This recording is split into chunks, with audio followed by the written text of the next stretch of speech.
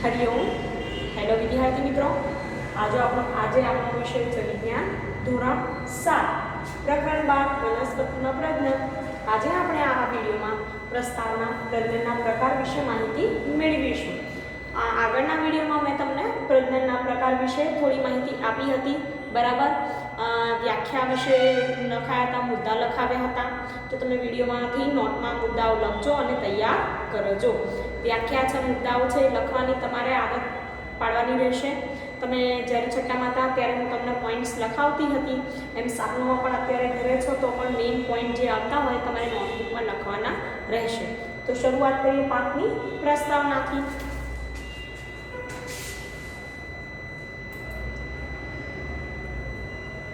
प्रकरण 12 वनस्पतिमां प्रजनन। प्रस्तावना। पोताना जेवो ज नवो सजीव उत्पन्न करवो ए दरेक सजीवનું લક્ષણ છે। આપણે જાણીએ છીએ કે દરેક સજીવે શું કરે, પોતાના જેવો જ નવો સજીવ ઉત્પન્ન કરે છે।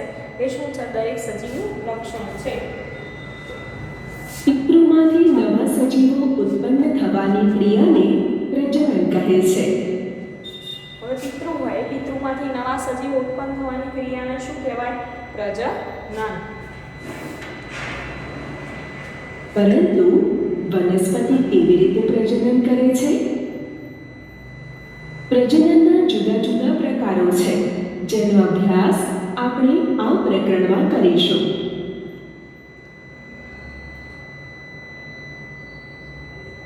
પ્રજનનના પ્રકારો। વનસ્પતિના વિવિધ ભાગોની યાદી બનાવો અને દરેકના કાર્યો લખો। મોટા ભાગની વનસ્પતિ મૂળ, પ્રકાંડ અને પર્ણ ધરાવે છે। તેઓને વાનસ્પતિક અંગો કહેવામાં આવે છે। હવે જો મોટાભાગની વનસ્પતિ મૂળ, પ્રકાંડ અને પર્ણ ધરાવે છે, તેઓને વાનસ્પતિક અંગો કહેવામાં આવે છે। અહીંયા તમે જોશો કે પર્ણ આ વનસ્પતિના ભાગો છે, એમાં પર્ણ, પ્રકાંડ, મૂળ, ફળ, ફૂલ એ એના મુખ્ય ભાગો છે। તો એ જે અંગો છે તેને શું કહેવાય? વાનસ્પતિક અંગો કહેવાય। મૂળ જમીનમાંથી પાણી અને ખનિજ તત્વોનું શોષણ કરે છે અને પ્રકાંડ તેને પર્ણો તથા વનસ્પતિના અન્ય ભાગ સુધી લઈ જાય છે। હવે મૂળ શું કરે છે? તો મૂળ પાણીનું શોષણ કરે, પાણી અને ખનિજ ક્ષાર એ મૂળનું કાર્ય છે। પ્રકાંડ શું કરે કે તેને આગળના ભાગો સુધી લઈ જાય છે। પર્ણ શું કરે કે તેનો ખોરાક બનાવવાની પ્રક્રિયામાં ઉપયોગ કરે છે અને પછી આખા વનસ્પતિના ભાગ સુધી ખોરાકનું વહન થાય। પર્ણો ખોરાક તૈયાર કરે છે। આ ખોરાક પ્રકાંડ મારફતે વહન પામીને વનસ્પતિના વિવિધ ભાગોમાં સંગ્રહ પામે છે। આ ઉપરાંત વનસ્પતિમાં ફૂલ અને ફળ જેવા અંગો પણ હોય છે। ચોક્કસ સમયગાળાની વૃદ્ધિ પછી વનસ્પતિમાં પુષ્પ જોવા મળે છે। તમે નિહાળ્યું હશે કે આંબાની વસંત ઋતુમાં પુષ્પો આવે છે। આ એ જ પુષ્પો છે જેમાંથી કેરીનું નિર્માણ થાય છે। હવે આપણે જાણીએ છીએ વસંત ઋતુમાં પુષ્પો આવે આંબા પર અને એ પુષ્પોમાંથી શું બને છે? કેરી બને છે, જે આપણે ઉનાળામાં માણીએ છીએ। આપણે ફળ ખાઈએ છીએ અને બીજને ફેંકી દઈએ છીએ। આ બીજ અંકુરણ પામીને નવા છોડનું સર્જન કરે છે। આમ વનસ્પતિમાં પુષ્પનું કાર્ય શું છે?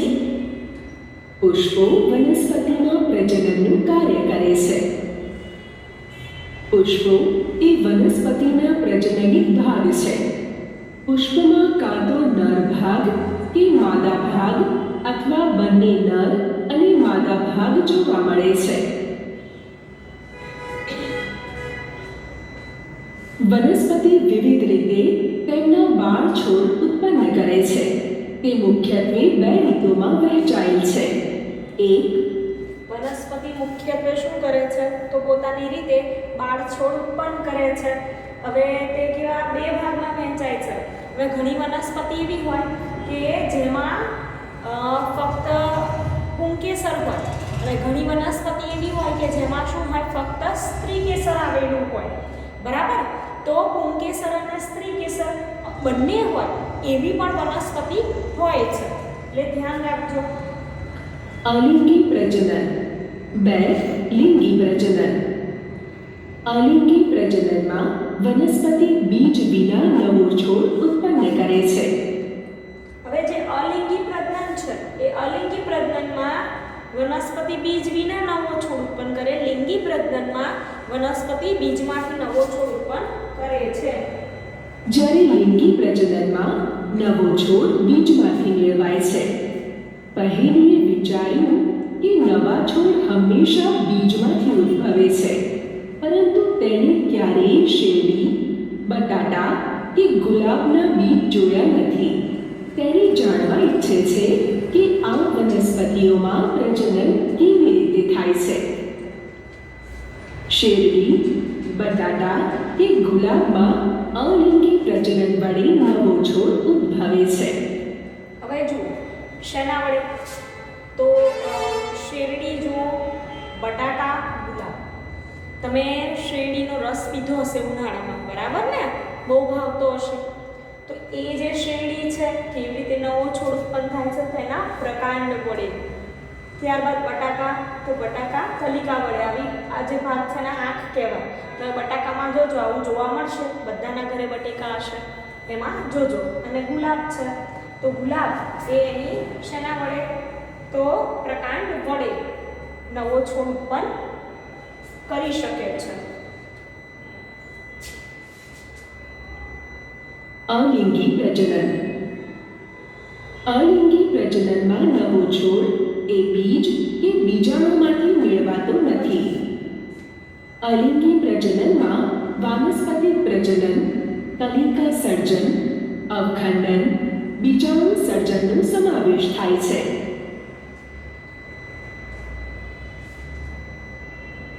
વાનસ્પતિક પ્રજનન. આ એક પ્રકારનું અલિંગી પ્રજનન છે જેમાં નવો છોડ એ મૂળ, પ્રકાંડ, પર્ણ અને કલિકામાંથી ઉત્પન્ન થાય છે. અહીં પ્રજનન એ વનસ્પતિના ભાગો દ્વારા થતું હોવાથી તેને વાનસ્પતિક પ્રજનન કહે છે. વિદ્યાર્થી મિત્રો, અહીં પ્રજનન એ વનસ્પતિના ભાગો દ્વારા થતું હોવાથી તેને વાનસ્પતિક પ્રજનન કહે છે. યાદ રાખજો કે શેના દ્વારા થાય છે? વનસ્પતિના ભાગો દ્વારા. એટલા માટે એને કહેવાય વાનસ્પતિક પ્રજનન. એમાં મૂળ, પ્રકાંડ, પર્ણ, કલિકા આવી જાય.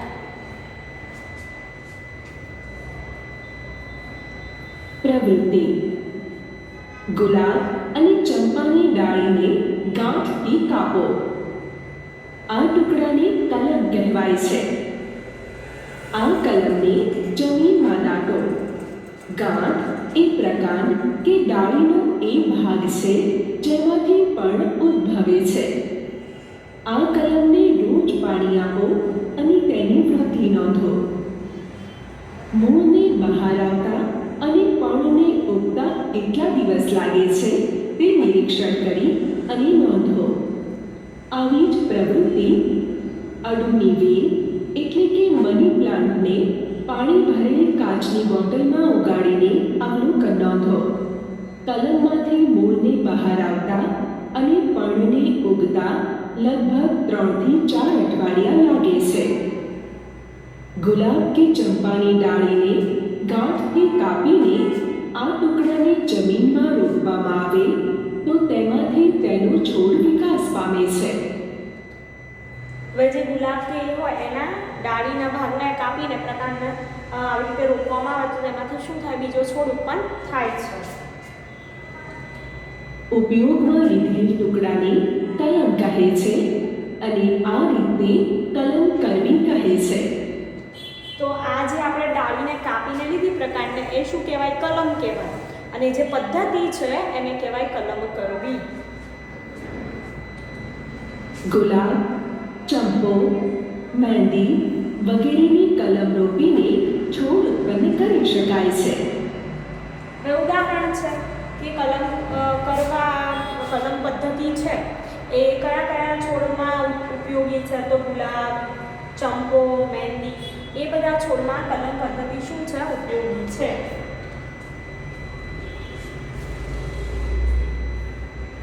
તમે કલિકાઓને ફૂલમાં રૂપાંતરિત થતી જોઈ હશે. પુષ્પ કલિકા ઉપરાંત કક્ષમાં કલિકાઓ જોવા મળે છે.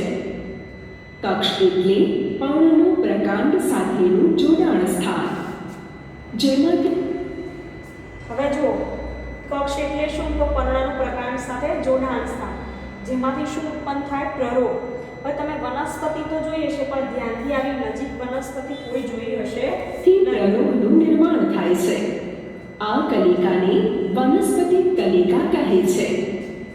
કલિકા એ ટૂંકું પ્રકાંડ છે જે અપરિપક્વ આચ્છાદિત પર્ણો ધરાવે છે. વનસ્પતિ કલિકાઓ પણ નવા છોડનું સર્જન કરી શકે છે. મૂળ, પ્રકાંડ અને પર્ણ પરની કલિકાને રોપીને તેમાંથી નવો છોડ ઉત્પન્ન કરી શકાય છે. હવે અહીંયા જુઓ, શક્કરિયા તો મૂળ છે, યાદ રાખજો, ખોરાક સંગ્રહ કરતું મૂળ, એમાંથી નવું ઉત્પન્ન થાય. પછી બટાકા તો પ્રકાંડ, યાદ રાખજો, ખોરાકનું સંગ્રહ કરતું પ્રકાંડ છે બટાકા. કલિકા દ્વારા, આ પણ કલિકા દ્વારા, અને આ પણ પાનફૂટી એટલે પર્ણ દ્વારા, તો એ પણ કલિકા દ્વારા નવો છોડ ઉત્પન્ન થાય છે. તો યાદ રાખજો, શક્કરિયા મૂળ, બટાકા પ્રકાંડ અને પાનફૂટી પર્ણ.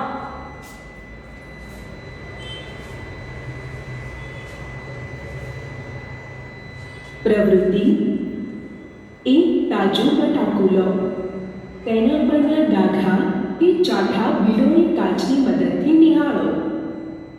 તમને તેમાં કલિકા કે કલિકાઓ જોવા મળશે. આ ડાઘા કે ચાઠાઓને આંખ પણ કહે છે. બટાટાના થોડા ટુકડા લો, જેમાં દરેકમાં આંખ હોય અને તે ટુકડાઓને જમીનમાં દાટો. દરરોજ તેઓને પાણી આપો અને તેમાં થતો વિકાસ નિહાળો. તમને શું જોવા મળ્યું? આંખમાંથી બટાટાનો નવો છોડ અંકુરણ પામતો દેખાશે. આવી જ રીતે તમે આદુ અને હળદર પણ ઉગાડી શકો.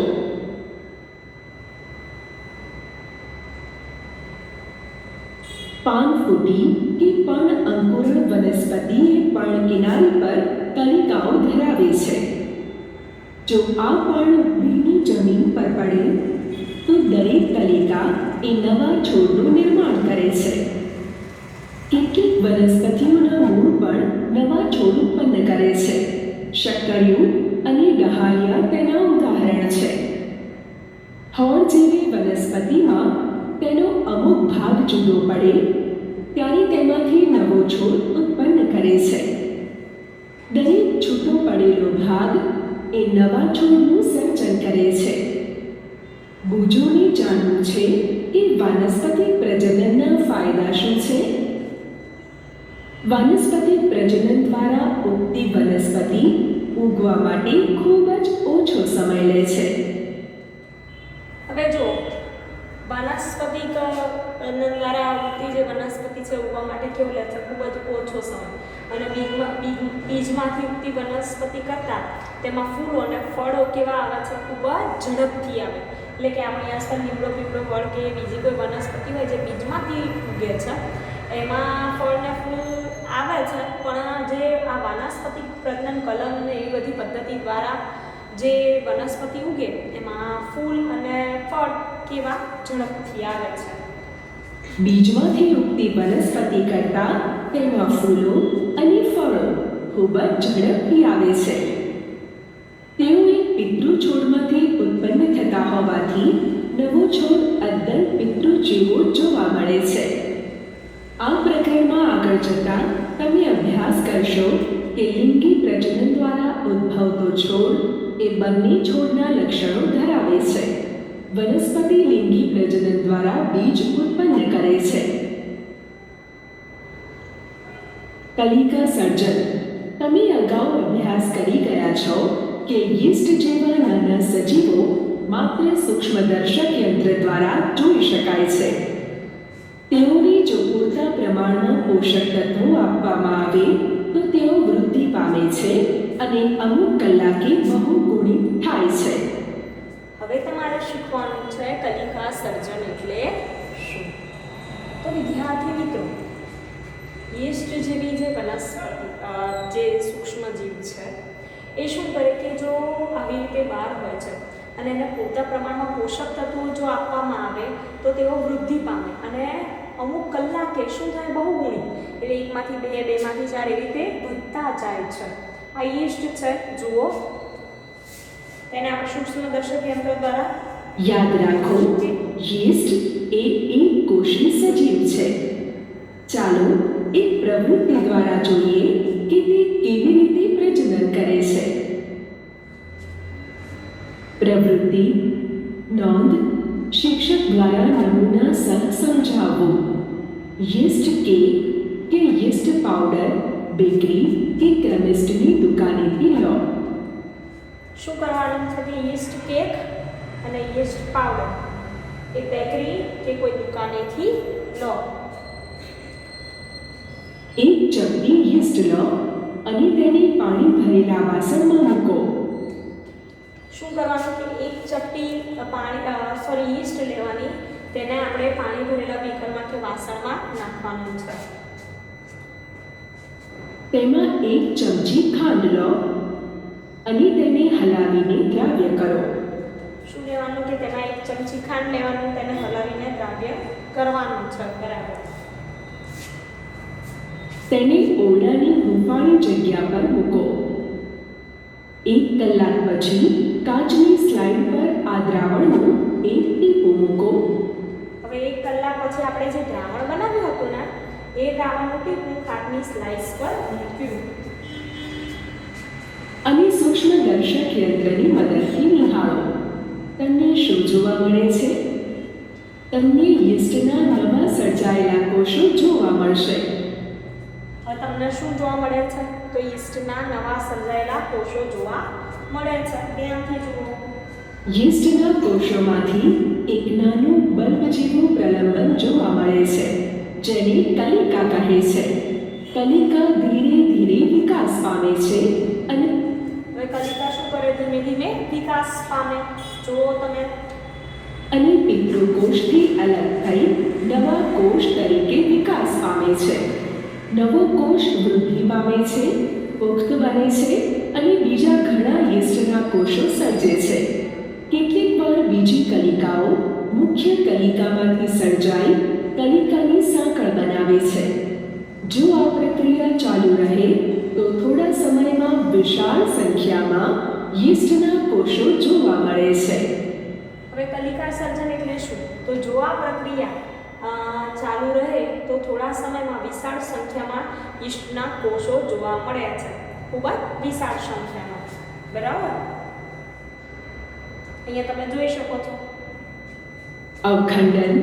તમે તળાવમાં અથવા સ્થિર પાણીમાં લીલો ચીકણો જથ્થો જોયો હશે. તે લીલ છે. અવખંડન ક્રિયા સ્પાયરોગાયા લીલનું ઉદાહરણ લઈને સમજીએ. તે હવે અવખંડન ક્રિયા શેના દ્વારા શીખી શકાય? તો લીલ છે, સ્પાયરોગાયા લીલ. એ લીલ દ્વારા આપણે અવખંડનની પ્રક્રિયા વિશે શીખી શકાય કે એમાં શું થાય છે કે પિતૃકોષમાંથી આવી રીતે બે નવા કોષ ઉત્પન્ન થાય છે. એક તંતુમય લીલા રંગની લીલ છે. જ્યારે પાણી અને પૂરતા પોષક તત્વો મળી રહે છે ત્યારે લીલ ઉગે છે અને વિખંડન દ્વારા ખૂબ જ ઝડપથી બહુગુણિત થાય છે. લીલનો તંતુ 2 કે તેથી વધુ ટુકડાઓમાં તૂટે છે. આ તંતુઓ કે ટુકડાઓ નવા વ્યક્તિગત તંતુ તરીકે વર્તે છે. હવે જુઓ, લીલ હોય તો લીલના મુખ્ય હોય, પછી એના 2 ભાગ થાય, 2માંથી આગળ બીજા 1 ભાગમાંથી બીજા 3 ભાગ થાય. એમ શું થાય કે નવા તંતુ ઉત્પન્ન થાય છે અને એ નવા તંતુ વ્યક્તિગત તંતુ તરીકે વર્તે છે, એટલે કે પોતે એક લીલ તરીકે વર્તે છે. આ પ્રક્રિયા ચાલુ રહે છે અને ટૂંકા સમયગાળામાં વિશાળ વિસ્તારને ઢાંકે છે. બીજાણુ સર્જન. હવામાં હાજર બીજાણુ. વિદ્યાર્થી મિત્રો, તો તમે આ વિડીયોમાં શું શીખ્યા કે પ્રજનનના પ્રકાર. પહેલાં તો પ્રજનન એટલે શું? તો દરેક સજીવ પોતાના જેવો બીજો સજીવ ઉત્પન્ન કરે, બરાબર? એ પ્રક્રિયાને કહેવાય પ્રજનન. જેમ કે બિલાડી હોય તો બિલાડીના બચ્ચા તમે જોયા હશે, કૂતરા હોય તો કૂતરાના ગલુડિયા તમે જોયા હશે. માનવી છે, આપણે સજીવ છીએ, તો આપણે આપણા મમ્મી પપ્પા જેવા હોઈએ છીએ. તો એ શેના દ્વારા? તો પ્રજનનની ક્રિયા દ્વારા. હવે બીજું શીખ્યા કે પ્રજનનના પ્રકાર. લિંગી, અલિંગી પ્રજનન. લિંગી પ્રજનનમાં બીજમાંથી ઉત્પન્ન થશે. અલિંગી પ્રજનનમાં વનસ્પતિના કે બીજા એ રીતે ભાગ દ્વારા ઉત્પન્ન થતા હોય છે વનસ્પતિના છોડ. એમાં તમે 2 પોઈન્ટ શીખ્યા. કલિકા સર્જન, અવખંડન. ત્રીજું છે બીજાણુ સર્જન. એ આપણે આગળના વિડીયોમાં માહિતી મેળવીશું. તમે પાઠ્યપુસ્તકમાંથી પાઠનું વાંચન કરતા રહો, આપણા વિડીયોઝ જોતા રહો અને વ્યવસ્થિત વર્કશીટમાં જવાબ લખતા રહો, બરાબર? Thank you.